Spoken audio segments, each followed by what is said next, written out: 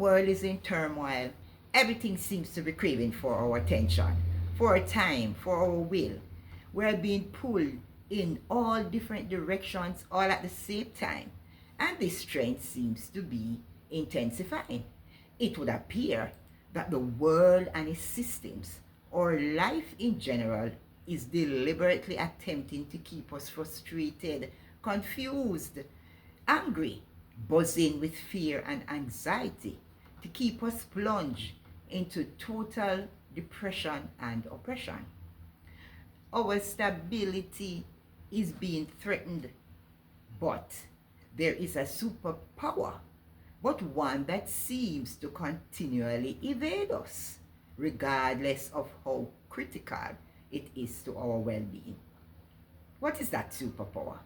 It is the ability to remain unshaken or to be settled when the world is in fire, when there's total chaos happening in the world. So, if today you're tired of being in prison to the noise and confusion, it's time to claim the one thing that we need more than anything else, that which the world can't offer, that which money can't buy. That superpower is peace. My name is Yvette, and I'm here to debunk some misconstrued thoughts and to share real strategies to overcome obstacles to your peace. People everywhere are desperately crying out for peace, and world leaders feel that the solution is world peace. But can those who themselves had no peace bring real peace? Food for thought. Let me ask another thought-provoking question as we get deeper. Is it at all possible to have turmoil and chaos around and still experience peace? And if this is at all possible, what then is the secret? What is the real strategy? What is the missing piece of the puzzle that seems to keep evading all of us? Can I give you a well thought through suggestion? How about inner peace? Do you think that this is the source of ultimate peace? Is it the real channel to world peace? And if so, will the worldly strategies being thought about effectively address that oh so needed spiritual inner quiet, that personal state of mental calmness, that feeling of inner safety, security, and emotional stability that every single human craves, including world leaders? That inner peace, boy, it is priceless. Inner peace is a universal cry coming from every individual, every household, every nation, from every people. Whether this need is explicitly stated yes or no. This peace is beyond the world, beyond which this world can offer, beyond worldly intelligence, beyond worldly leaders, beyond worldly strategies. It is not until individuals can wrap their minds around this strategy that we will have inner peace. Inner peace is hinged in a mind and heart at rest, contented, unperturbed, regardless of external circumstances, forces, and situations. It is a most valuable and sought after treasure that the world needs more than anything else, yet unfortunately cannot offer and can't seem to come to grips with. There are many things that continue to threaten our inner peace. Some we might not even be conscious of. Can we look at some possible threats to inner peace? And as we look at the possible threats, we'll also look at the strategies to overcome these threats. Let us look at control.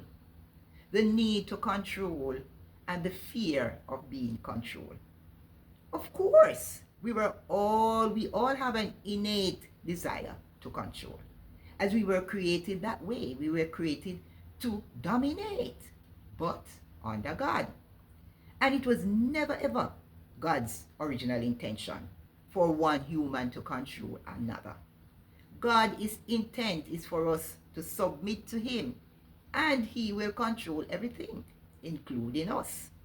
The obsession to have control does disturb our peace, and the feeling of being controlled automatically triggers resentment and rebellion, whether overtly or covertly displayed.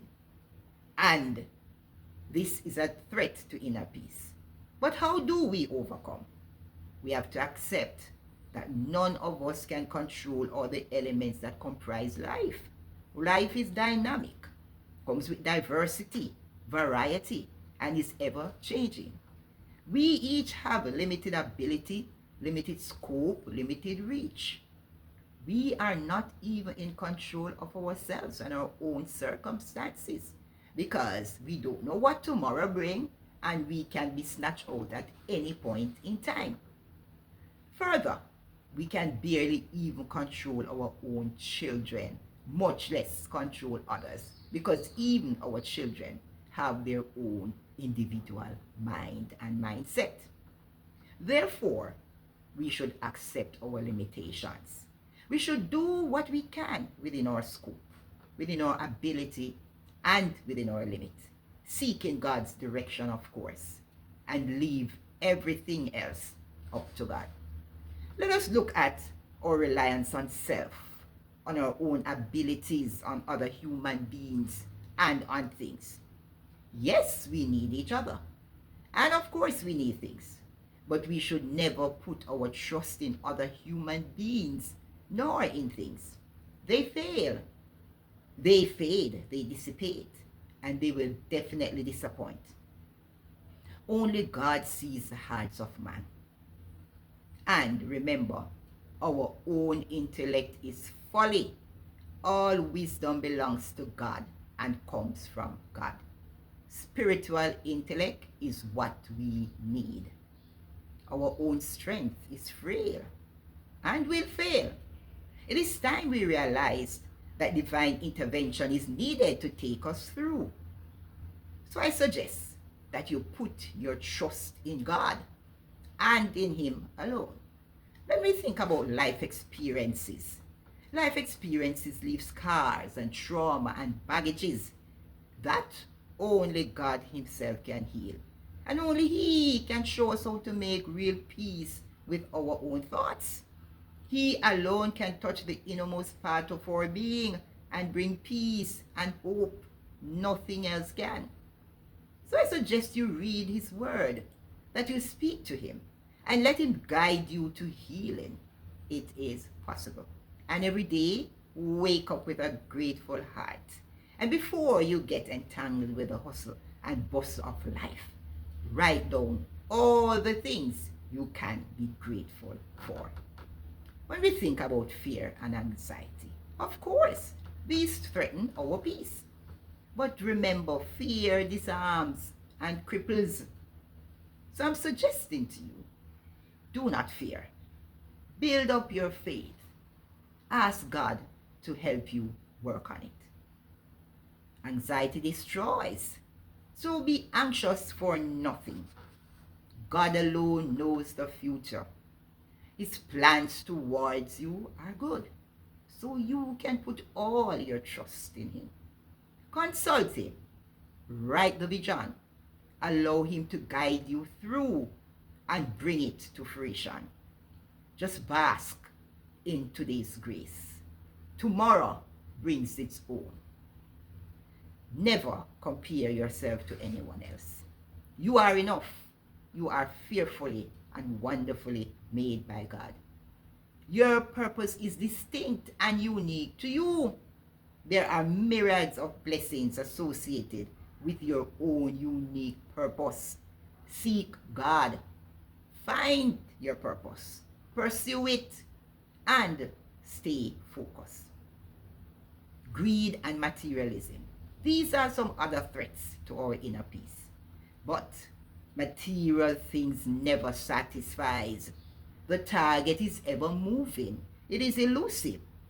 Let not greed consume you. Chasing things will chase you swiftly to the grave, to an early one. And eventually, you stand the risk of losing your soul. Chase God instead. He alone satisfies, and He alone can bring you inner peace. Let's look at perfectionism. I want you to understand that only God is perfect and can perfect, and He does it step by step. You will never find perfection in anything earthly, in anything on this earth. So don't live trying to perfect and to be perfect.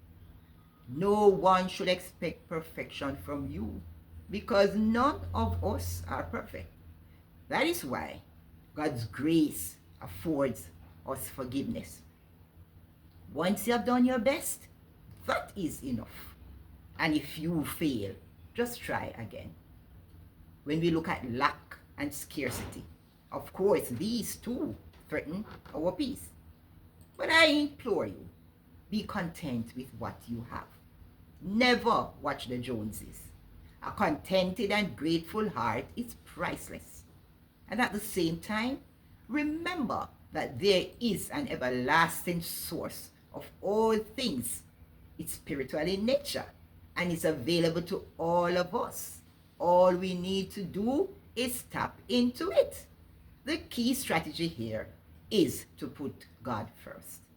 He will add everything you need for life and for you to accomplish your purpose.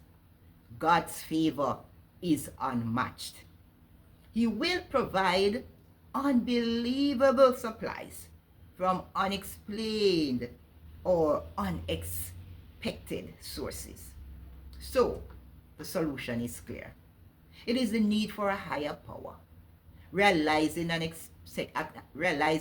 accepting your own limitations, and the need to be fueled by a higher force. Inner peace is a decision.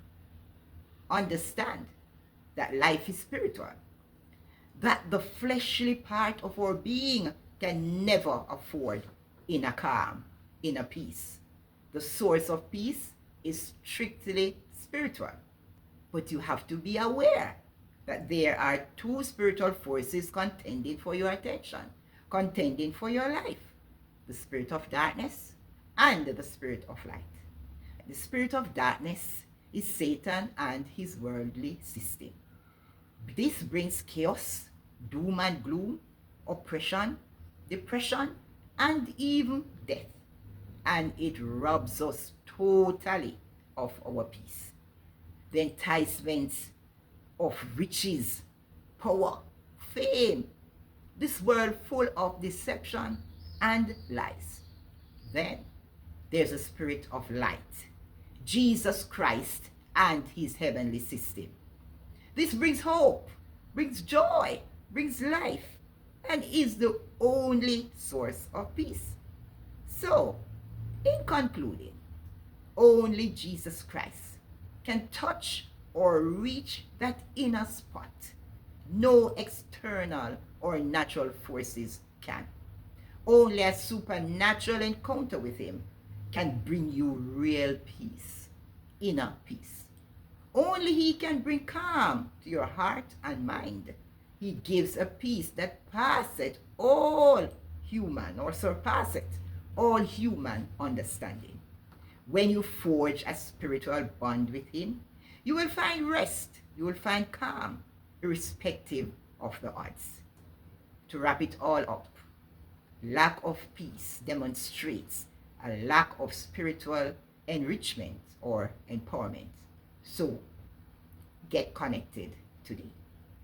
I want to thank you for watching this video, for taking the time out to watch this video. And I want you to flood the comment section with your feedback. I look so forward to hear from you and to hear your thoughts. And while you are at it, please like, share, and subscribe to the channel. I would be most grateful and appreciative. So, until next time, peace.